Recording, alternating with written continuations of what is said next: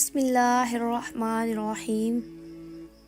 اللہ کے نام سے شروع جو نہایت مہربان رحمت والا ہے۔ السلام علیکم ورحمۃ اللہ وبرکاتہ۔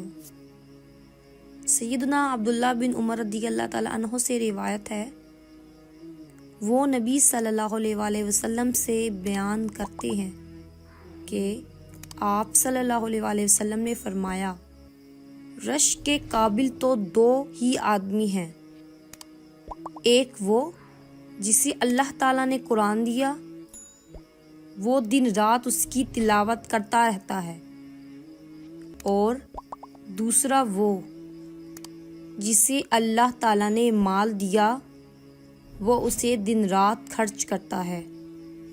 صحیح بخاری حدیث نمبر 7529۔ جزاک اللہ خیرہ۔ Subscribe for more videos.